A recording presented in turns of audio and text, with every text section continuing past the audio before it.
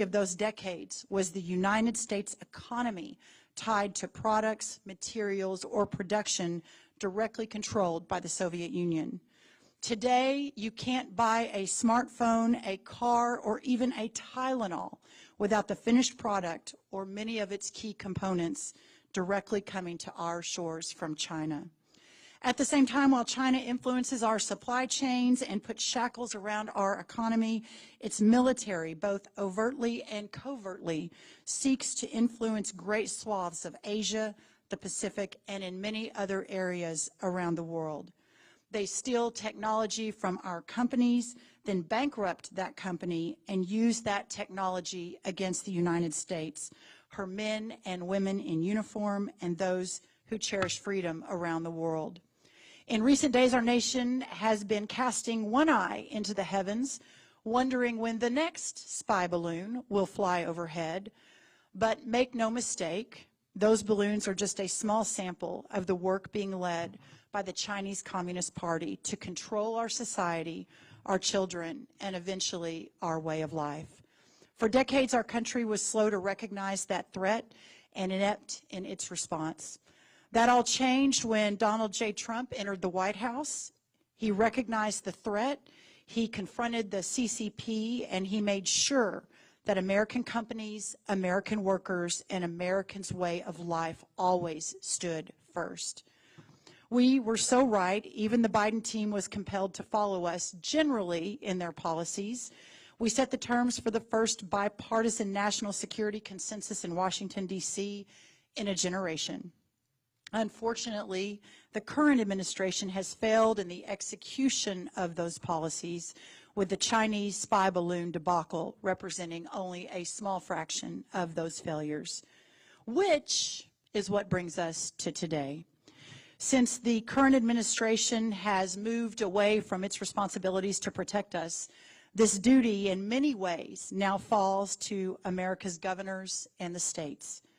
Today, the America First Policy Institute is honored to welcome our nation's newest leader in this fight, Governor Kristi Noem.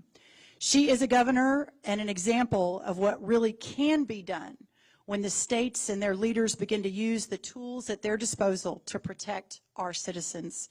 She started a movement when she banned the Chinese spyware app TikTok from government devices with an executive order in late 2022. Dozens of states and the federal government have quickly followed her lead. She is also leading the effort to block nations that hate America, like Communist China, from purchasing American agricultural land. As we speak, an innovative bill, thanks to her leadership, is making its way through the state legislature in South Dakota that effectively blocks the CCP control of agriculture land in South Dakota. This is a model for the rest of the country in the truest sense of our founders' vision under the 10th Amendment. She is a rancher, a farmer, a small business owner, a wife, a mother, and a grandmother. Governor Noem's grit and desire to serve propelled her from the South Dakota legislature to the United States Congress, and now the first woman to be elected governor of her home state, the great state of South Dakota, and just reelected in a huge landslide, I might add. Please help me welcome Governor Kristi Noem.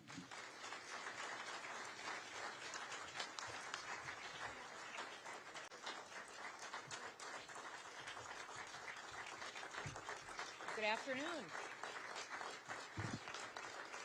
Good afternoon. Well, thank you for that warm welcome. That means the world to me, and I want to thank you all for having a leader here that talks cows on the way in the door. So we were bonding a little bit over our rural heritage and Herefords as well. Yes, that's true. Thank you all for having me this afternoon. It means the world to me to get this opportunity to talk to you about the gift that this country is and the threats that we face around the world. My name is Kristi Noem. I am the governor of South Dakota. For those of you who don't necessarily know the difference between the two Dakotas, North Dakota has oil, a lot of it, and South Dakota has Mount Rushmore. And I think we got the better end of that deal, so we're pretty happy to be the home to that incredible monument.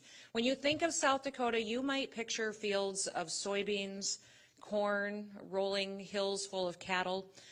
That's true. You might even think about the gorgeous Black Hills or that historic carved mountain of Mount Rushmore. If you can't picture those in your mind right now, then you should probably come visit us.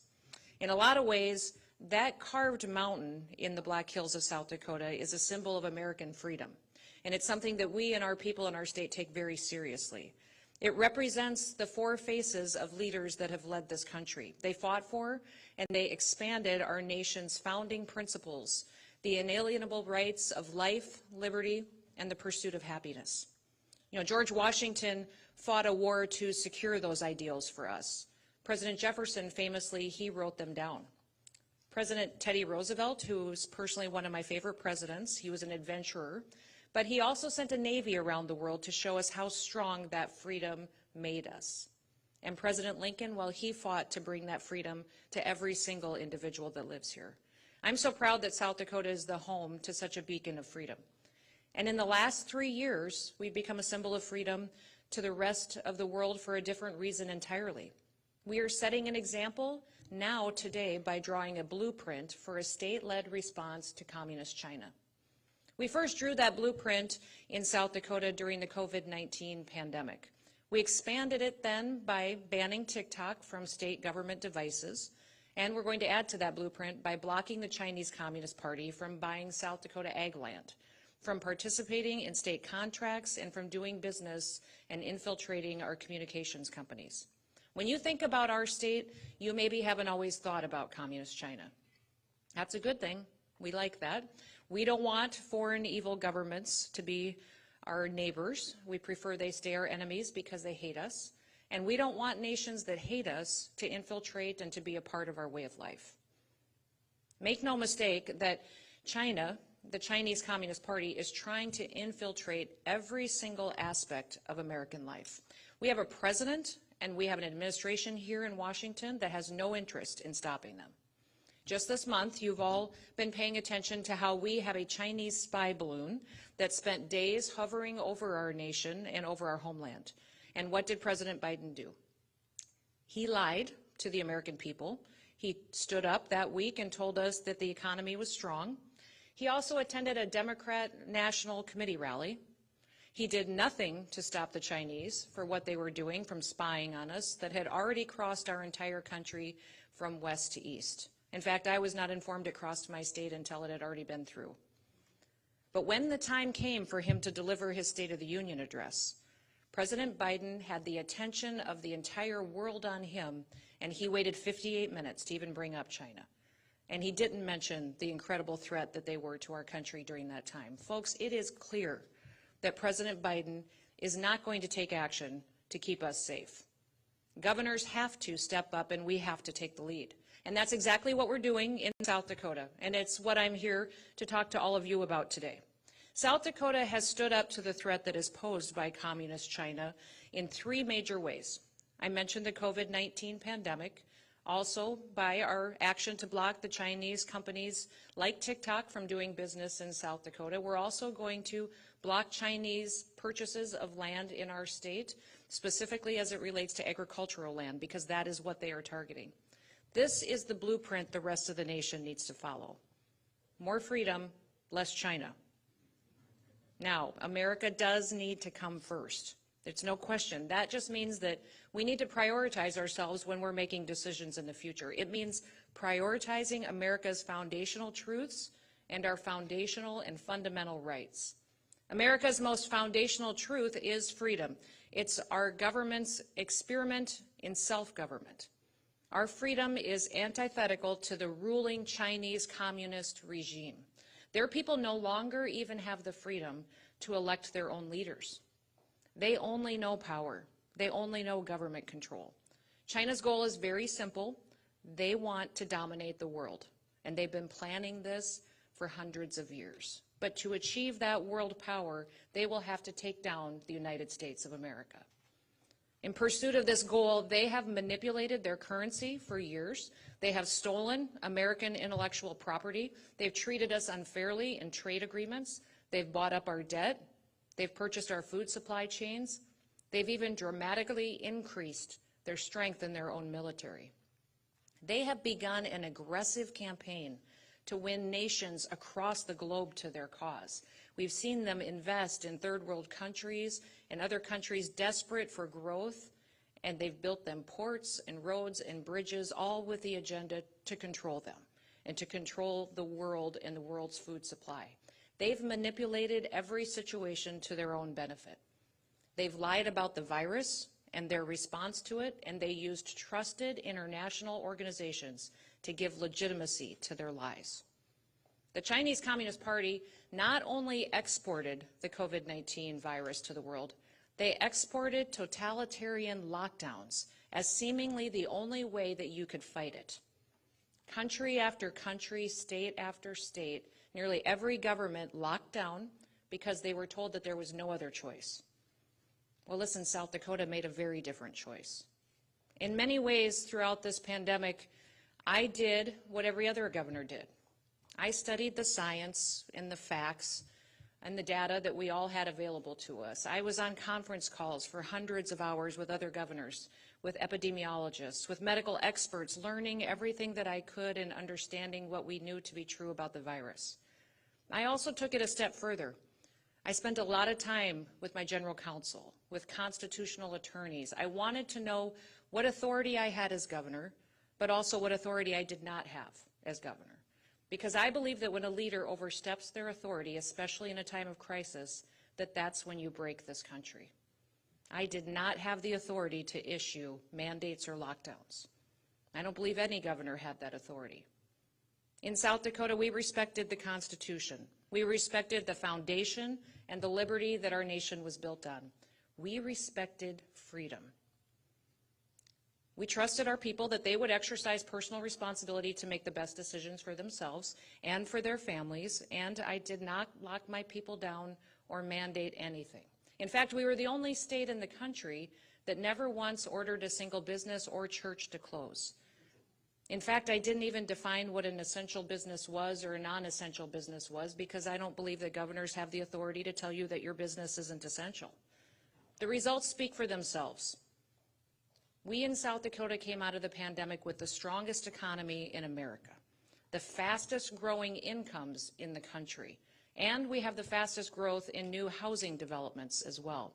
Today, our population is growing at 5 times the national average.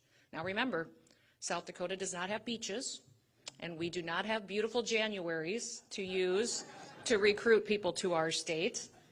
People come to our state because they want to be free. They picked up their lives and their families, and they moved and they came. And we're breaking records for tourism year after year, too, because we told our story. As our state's revenues are so strong this year, I'm ready to deliver the largest tax cut to our people that we've had in the entire state's history. Now, we did not follow the communist model. We did not use the pandemic as an excuse to grow our state's power. And when other states saw that our example was working, they unwound their lockdowns. They declared themselves open for business too. How long would it have taken our nation to recover from this pandemic if we had not had South Dakota's example? How long would we have continued to cripple our economy if states did not slowly start to realize that there was another path? Thankfully, we'll never have to answer that question. And for that reason, America has retained our economic edge over communist China. Truly, at the time, I did not believe that South Dakota's choices would be that unique.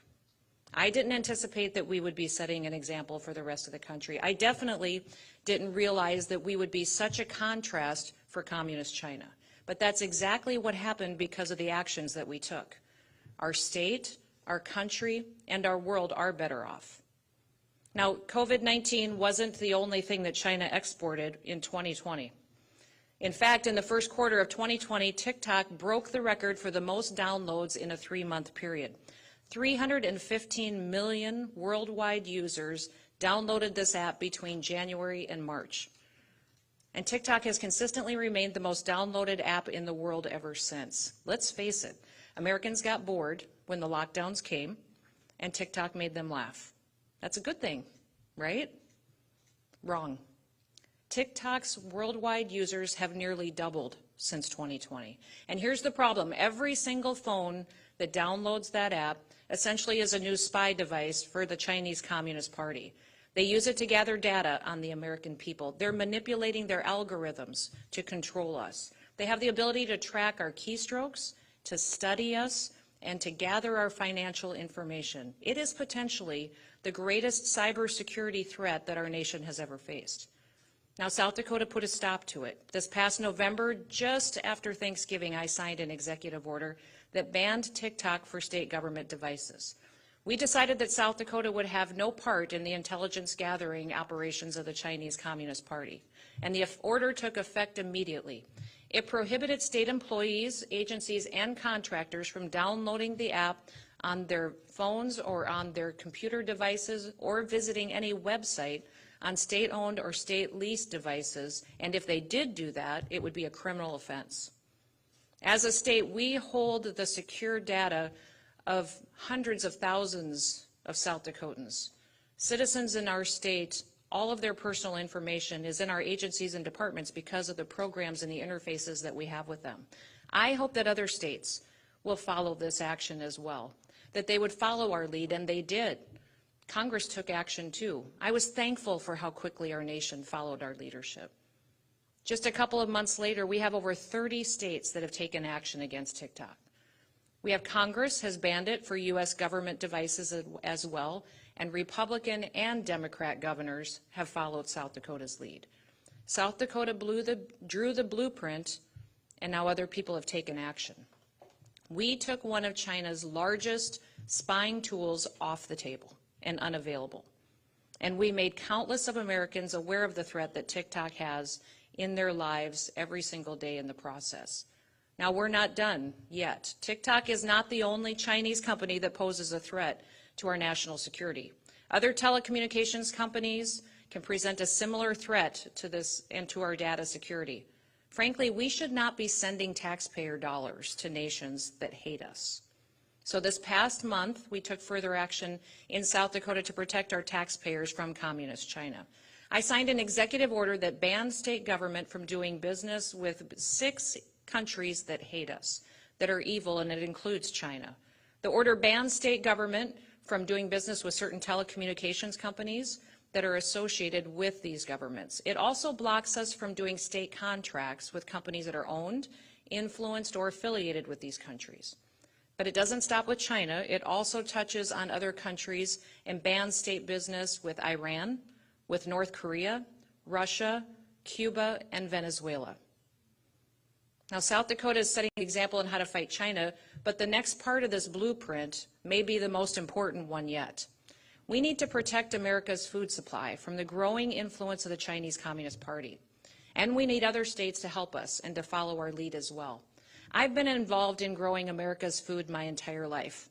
When I was just a young girl working on our farm and ranch with my family, we raised livestock and crops. We fed the world. That's what farmers do. Is that we get up every single day, we borrow money from a bank, put it in the dirt, hope the sun will shine, and that you can harvest something that will feed your neighbors and people all the way across the world. Our farmers do it better than anywhere else.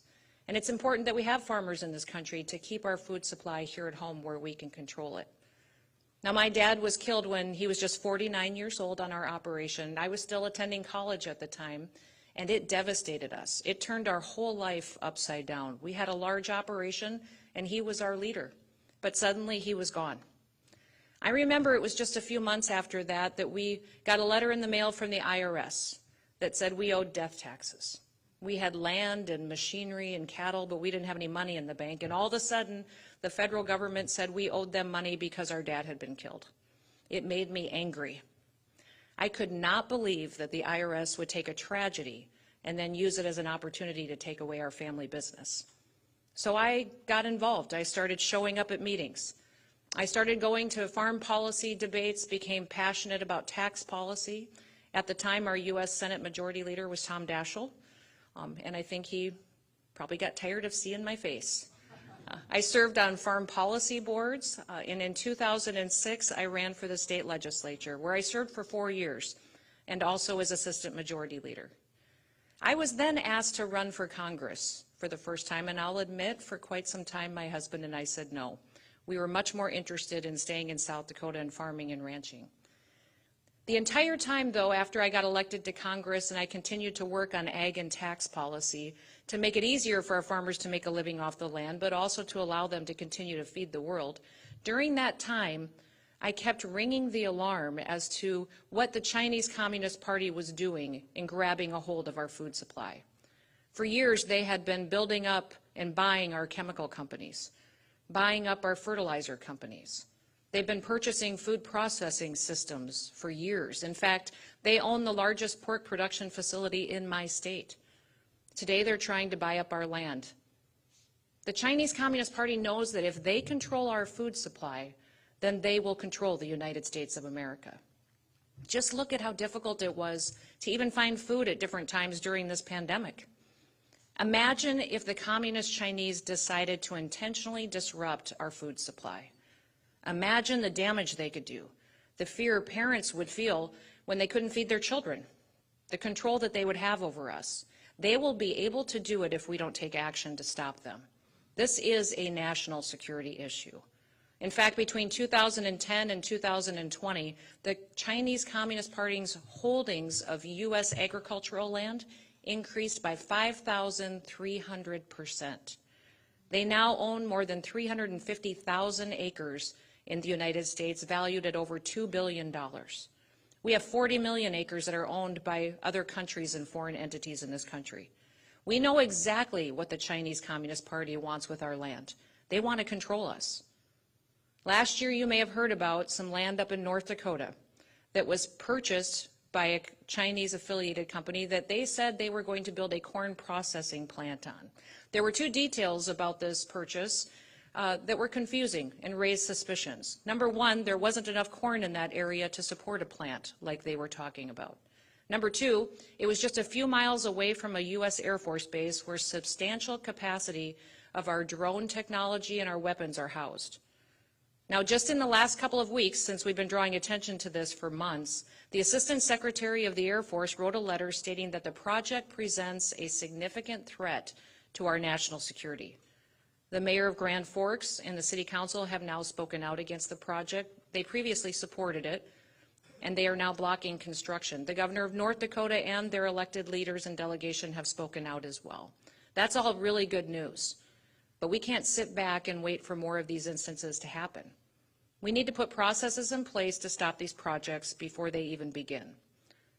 The federal board that is supposed to block these kinds of purchases is claiming that their hands were tied in that instance in North Dakota.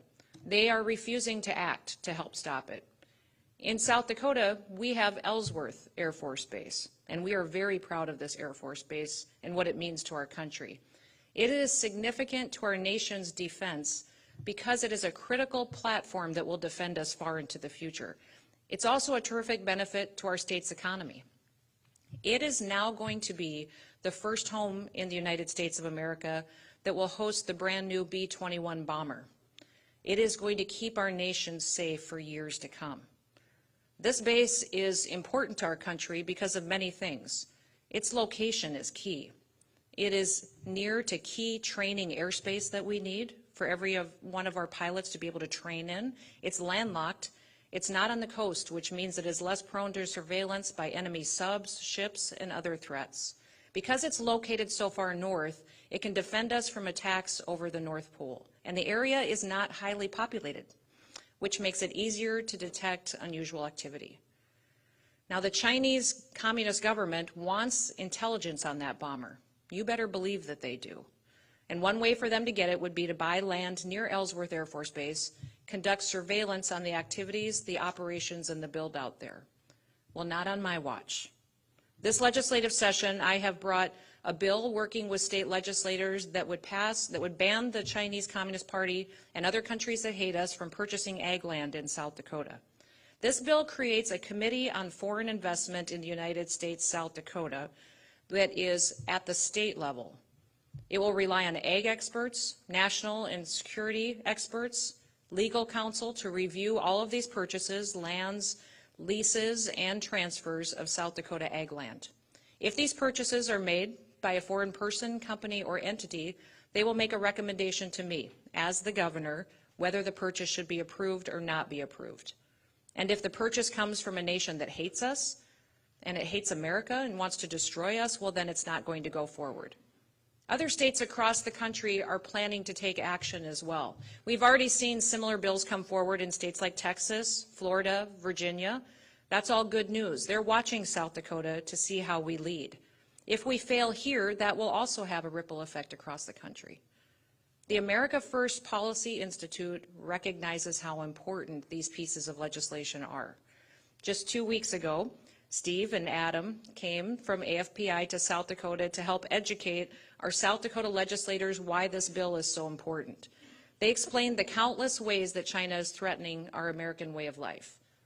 South Dakota is taking a stand against communist China, but it is going to take more than just us governors to step up and to keep our nation safe. You here at AFPI are doing it as well by doing education at the state level and to the public about the real threats that we face. We need a united people. We need a strong country to protect our last best hope for our children and for our grandchildren. Now, South Dakota's state motto is, "Under God, the people rule." That could just as easily be the American motto. In America, we are not, and we will not be, ever ruled by an elite class of so-called experts. We, the people, are the government. In South Dakota, the people elected me, someone who was just a farm kid, to be our state's CEO. I raised my hand and I took an oath to uphold the Constitution of the great state of South Dakota and the Constitution of the United States of America. I upheld that oath and I defended freedom for all of our South Dakota citizens. And when I stood for re-election, they honored me by giving me more votes than any other candidate for governor in our state's history has ever had. I can't thank the people of South Dakota enough for their trust and for their faith that they put in me. But what I can do is I can get up every single day and I can work and I can focus on them, and I will continue to do that. I will defend their freedom. I'll use the authority that I have granted to me by the U.S. Constitution and the South Dakota Constitution to stop communist lockdowns from ever taking hold in South Dakota. I will protect my people from the Communist Party spying on them with their phones, devices, computers, and networks. I will stop nations that hate us from purchasing our ag land and becoming our neighbors. I will continue to advance the blueprint of a state-led response to the Chinese communist threat. This is my commitment to the great people of South Dakota, and that's my commitment to each and every single one of you in this room today. We do not have a president in the White House who is willing to make a similar commitment. We do not have a commander-in-chief that's willing to stand up to the greatest external threat that our nation faces. But the 50 states still retain their sovereignty. If President Biden will not stand up for freedom and the security of people, you better believe that I will. I will continue to put South Dakota first and America first, and I hope that other states will continue to follow our lead. So thank you, and may God bless you, and may God bless the United States of America.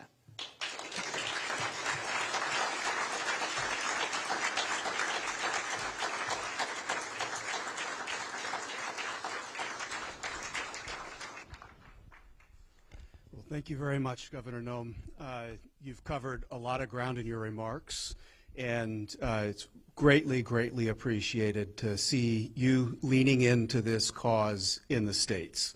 I do think that there's a truism in life that successes need successes to build upon, and so you've gotten that boulder rolling, I think, in the right direction, made an innovative proposal that look forward to talking through in a little bit of detail this afternoon with you, and thank you very much for coming to the America First Policy Institute.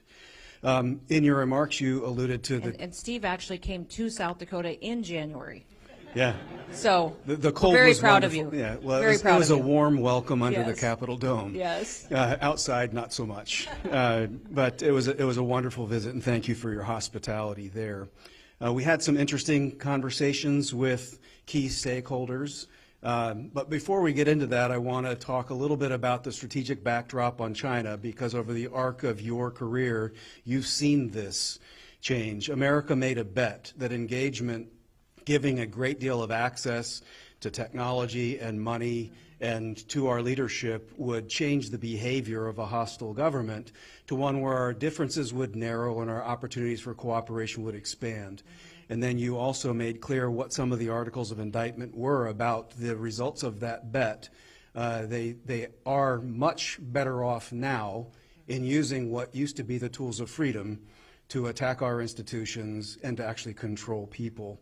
And it's up to us to build a new policy foundation from the grassroots up. The China Policy Initiative here at the America First Policy Institute really doesn't look at China as a foggy bottom or State Department problem. It's a whole of society challenge in that the Chinese Communist Party doesn't limit itself to its foreign ministry in trying to influence us. It uses every opening given to them. And it's quite a task to try to change that aircraft carrier of conventional policy. But with friends and allies around in the States, I think we're beginning to do that. We think that getting an America First policy toward China begins with getting America right first. A return to energy independence, unleashing the vitality of manufacturing and opportunity in our society, balancing trade. One of our colleagues, former U.S. Trade Representative Ambassador Bob Lighthizer, is very adamant about there is no such thing as national security without getting trade and the economic piece right. And so oftentimes one of the first things that we will get asked is, as you alluded in your remarks, isn't this really a federal issue? And what can we really do in the states? I appreciated you outlining some targets of opportunity in that, but could you maybe begin with diving a little deeper into why this really is a state and community issue? After all, one of the greatest attacks on the American family and community right now, post-COVID, is fentanyl coming across our borders and attacking our families and communities and institutions. And so we'll talk more about ag land, but as you noted, the threats are numerous. But this federal versus state, could you dive in a little bit more about the power of the states taking action? Yeah, I would say it may be a little bit of a different conversation for a governor to be sitting in front of you talking about national security or foreign policy issues such as that. But at this time where you have a real lack of leadership at the federal level and a president that is taking no action and weakening our country just from his inability to even speak to a situation that clearly is threatening our freedom is an amazing point in time in history. So it's more important than ever that we as governors stand up and do all that we can do to protect our citizens. That's the oath that we take. In addressing this bill that would be limiting the ability for foreign countries such as China to buy ag land in our state, we set up a model that looks much like the federal model. Most of you may be very familiar with the Committee on Foreign Investment in the United States. That is a federal level board that is supposed to be evaluating these kinds of purchases and deciding that if it's not in the best interests of America, rejecting them and making a recommendation to the leadership in this country to not allow that type of investment to go forward. Well, it's not working. In the situation up in North Dakota next to the Air Force Base, in fact, that committee weighed in and said specifically that their hands are tied. They could do nothing to stop that type of purchase going forward, when even our leadership within the Pentagon, within DOD, is saying this is a real security threat. That committee's not doing their job. So that's why it's a very different bill that we have in South Dakota, but it's one in a process that we've proven at the federal level people are familiar with, that would allow a board to be set up with experts. It would be my general counsel. It would be my Secretary of Ag and Natural Resources. It would be experts on national security on this board, people that would come to that table with knowledge of the ag industry, also knowledge of national security, that would evaluate that purchase and then make a recommendation to whoever the governor is, me or the next governor down the road, and then it would be able to be decided if that purchase should go forward or not. The reason that we're taking a different approach is because we want to be friendly to business. South Dakota does not want to limit people's ability to sell and buy their land and do business, and we want certainty for people that come into our state. But we also want to make sure that we put America first. Other states are bringing forward bills to address China buying up ag land in their states, but it's outright bans. and they just say that if it's a foreign entity, you're not allowed to purchase any land. Well, sometimes there may be research capabilities with friendly countries, with people that are our allies, where that purchase may be appropriate, or may be something that a long-term lease could be appropriate. But if it's China, if it's North Korea, Iran, Cuba, Venezuela, these countries that clearly do not have our best interests at heart, then the governor has all the information in front of them to make the best decision to protect the country. And that's why we took the approach that we took, is because it was something people would be familiar with. We'd have the experts at the table. It's another level of security that we can offer, and it's not an outright ban, which I think a lot of times when people come in and try to do an outright ban, you set a precedent for when that fails and people challenge it and they show that it's not working, they can completely remove it, and that security net isn't there anymore. My goal all the time is, we have every policy, we have every bill we bring in South Dakota. My staff has to give me a bill analysis. They have to tell me what happens if this bill becomes law. What happens if this bill doesn't become law? Answer all these questions on costs and fiscal notes. The last question on that bill analysis has to be, what does this mean to the next generation? It causes everybody in my office to not just think about what politically works for us in the 6 months that are coming after this. It's what happens in 10 years from now. What happens 20 years from now if we allow this to go forward the way that it is, and causes us to really think long term about the strategic impact of policy, how it can be defended in court and set up a precedent that actually helps us protect our state, but also protect our country in what we're doing every single day by the work that we do. There's a couple elements, Governor, that you just shared that is in part what drew us at AFPI toward learning more about this model and considering how it might be applicable to other issues and in other states. What you've put forward is clearly a flexible model that allows for interaction.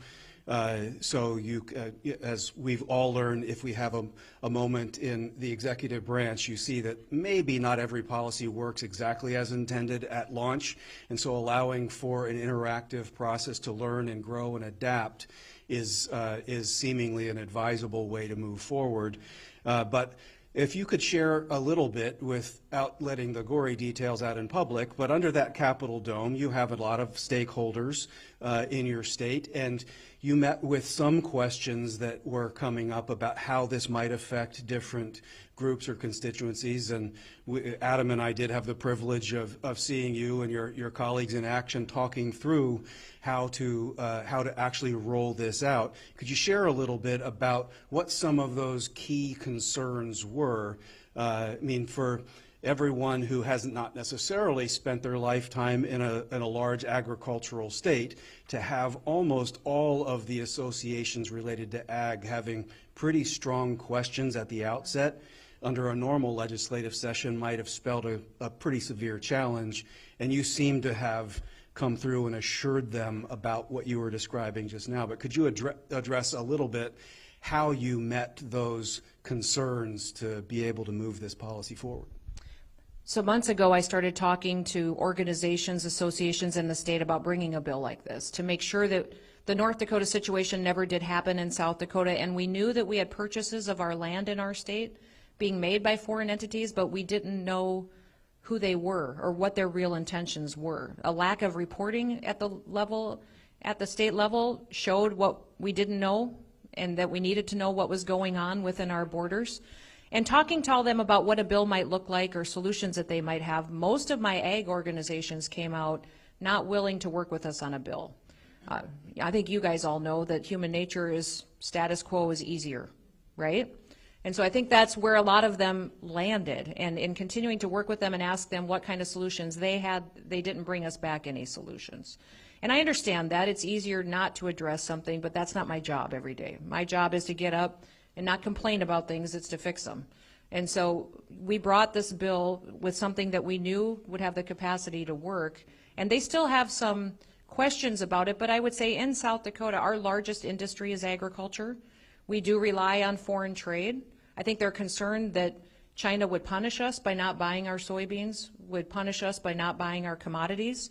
Although I've worked on trade agreements when I was in Congress for the 8 years I was there. I worked with Ambassador Lighthizer and know him well from those negotiations back and forth, and know that that's not how our trade agreements work. And no matter what, you can negotiate the best trade agreement in the world with China, they'll still screw you with their regulatory practices. So it doesn't matter, you know, they don't love us, and they'll do anything they want to try to harm us. So that's our problem, that in South Dakota, they don't want to be punished, but they don't recognize the way we get the best respect and the best economic value from anything that happens with another country is that we show strength and we stand by our values and our principles. So they may not always come on board. Agriculture is our largest industry. It's 8 times larger than our next biggest industry.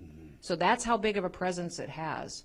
Although I'm very proud of the fact that when we went up and talked about this bill in South Dakota and the first committee hearing that we had, we talked about the national security threat that we have, the responsibility that we have as a state by hosting Ellsworth Air Force Base, the responsibility we have as a people because the B-21s will be in South Dakota, that we have to do things right and make sure that it's protected. The bill came out of the first committee hearing yesterday, 7-0, unanimous support, and I'm hopeful it can keep that momentum all the way through the legislative process. Well, I think you'd made some really compelling points at the beginning of that conversation. Surely our farmers want to grow product to feed the world, as you mentioned, and we want to support that. At the same time, they also love the land and love America, and they don't want the Communist Party to be their neighbor. And the process that you put forward seems to me to be kind of twofold. One is to review, but it's also to serve as a partner with them, because it can be hard just being in the American heartland to try to understand who are you really doing business with. And our federal government is, I would say diplomatically, imperfect at being able to help work with and help people understand with whom they're doing business or where this money is really going. And so in our conversations with you and your staff, it became very, very clear that this would be an interactive partnership on trying to roll that forward to help increase awareness, help people understand how to work with this process. It was not meant to be punitive. But if I got any of that wrong, please correct me. No, I just think it would be, that's what's, we have been open to any kind of a suggestion that ag organizations would have, or any outside organization, on how they could improve the bill too. So I think that's what's been pretty special about South Dakota being a smaller state. We can be very nimble, we can do things quickly, and then we can prove out, almost be a pilot project for the country on things that are possible and show that they work so that they can be perpetuated. So, you know, our organizations and outside interests know that we're interested to constructive problem solving. We haven't seen it yet very much on this bill, but I think the legislators are making the right decision. I constantly have to remind them, you know, I'm a farmer and a rancher. My lieutenant governor is a rancher. When you run for governor in South Dakota, you choose your lieutenant governor to run as a team. And I will tell you that when I first got the nomination to run for governor, every person that had any political experience said you have to choose a business person because you're a farmer. Go pick a Sioux Falls City businessman to run with. And instead I picked a West River rancher from one of the smallest towns because I knew that he had fortitude and strength and conservative fiscal and social viewpoints, and that if something happened to me, he could pick up the reins and take over too. And we ran as the first farmer, rancher, governor, lieutenant governor, and won, we believe, in the history of the country. I don't think there's ever been another governor, lieutenant governor, where they both have made their incomes from agriculture, and we're the ones bringing this bill. Our whole families are still involved in growing this world's food. So I hope that reminds people we don't have an outside interest other than, if we lose America, where do we go? Right. Where do we go where we will be better off and more free? There just isn't anywhere else. So this is our last stand. Well, there's something very, very special about land, and our farmers know that. The Chinese Communist Party is not known for quality control or really caring about the future. And as you and your constituents know, if something happens to that land, that's not an on-off switch that can be remedied. That could be generational in impact. It is a strategic resource that should be looked at, just as clean access to water and other vital things. And so if we have a Communist Party of China that was so poor on quality control that it allowed infant formula to poison its own children, obviously was willing to allow a virus out into the world and lie about it, and that is currently poisoning the world with a manufactured chemical that's in league with cartels and an open border. Hopefully people are awakening to the fact that we as Americans did not seek a conflict. We are not out there marching toward a war, but we want actually to avoid a war. We would like to contain these malign influences short of having that war. But Beijing, under Xi Jinping especially, has made a very different choice. The balloons might be the most innocuous of things that are being sent our way, and they're still unwelcome and need to meet their demise. As you have engaged in this conversation, I'm curious to get a sense for what your constituent feedback has been. AFPI on State of the Union night had a program where we had real-time reading of where voter issues were state by state. And it was interesting, in a lot of states, household issues were really high, but China was getting up there as something that the American people were dialed into. It's kind of the corporate media and the establishment that try to marginalize or minimalize it. But as you've leaned into this as a governor and on this topic of ag land, what have you found the public response to be outside of sort of the interest jujitsu that goes on in the Capitol? Oh man, you opened up a box there. I would say the public is very concerned about what they see for China flexing its muscles. You know, we've talked a lot about, you know, them manipulating their currency for years. It's been a talking point in the news about IP and, you know, the danger we have from them stealing that consistently and using it against it, while we meanwhile are very dependent on their products and the commerce that we do. I would say it became very real during COVID, is really when we saw how China will use something like that to grab control and to power. And that's when people started watching what was happening in other countries and then realizing the very next week they could see it in their own neighborhood.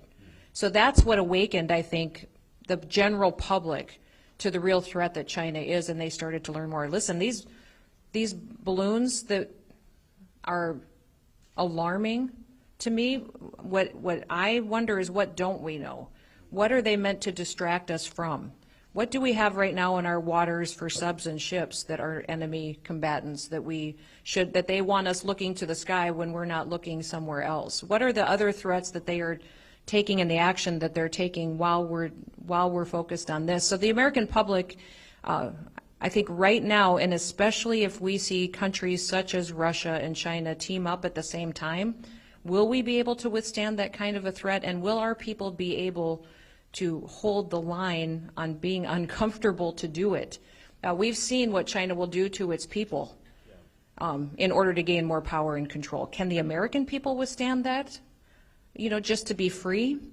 We haven't had to face that kind of a question for a very long time. My fear is we've raised some generations that we haven't been out there talking to the public and educating them on why we need to make the decisions that we make and why we fight threats such as China, and that we truly are vulnerable. So that's the important work that AFPI does, is that you're out there educating the public and local legislative leaders so they can carry the message, because we haven't done that in a very long time, and we're seeing right now the real danger that has happened because of that lack of education. Well, unfortunately, we are not blessed with a great communicator as Commander-in-Chief at the moment to help guide America through this kind of a challenge. One thinks back to... The White House has said to us as governors, we don't know what they are, these balloons. We don't know, we shot them down, but we have no idea what was in them, and there may be thousands of them. We don't know. Yeah. That's the guide. They said the one thing we do know is that we were told we need to communicate with you more. So, well, that knocks me back on my heels. I have to think that General Kellogg has to be knocked back. Like if the government is saying we don't even know what this is, but we don't know what this is, but we're shooting them down, and there may be thousands of them. Yeah. Thank you. But your voice leaning into this and fellow governors leaning into this, engaging the public, I think we have data-driven evidence that the American people are aware of this challenge. The American people are hungry for what they can do. You have come here and very helpfully outlined 3 different areas that are a priority for you to lean into in South Dakota, that others can choose if those are the right 3 for them. One of the beauties of America is federalism. Even neighboring states don't do things identically. But when the people see that something good has been done, and all of my friends know that I try to end with a TV line because TV is the source of all truth. But Fred Thompson, the late, great Fred Thompson, when he's on television, he told his fake assistant district attorney, Jack, it's not enough to do good, you have to be seen doing good. And so for you to be seen doing good in South Dakota is a wonderful down payment on getting the America First approach to China and our response to this challenge right. We just want to express our gratitude to you on that. I also would welcome the continuation of a conversation on the positive alternatives to engaging with China. We built this manufacturing hub for the world. 20 to 30 years ago, 1/3 of the soybeans were not going there. And if we do things right with our own hemisphere and those who don't hate us around the world, there should be a positive on-ramp that we can take to move away from feeding and strengthening an enemy who hates us. But Governor Noem, I want to thank you for your hospitality and thank you for your leadership in this issue. Well, thank you for having me. Appreciate it. Good seat. Appreciate it.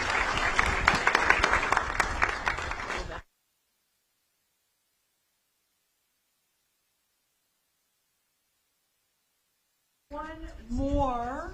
Test, test, there we go. Let's give one more round of applause to the great Governor Kristi Noem.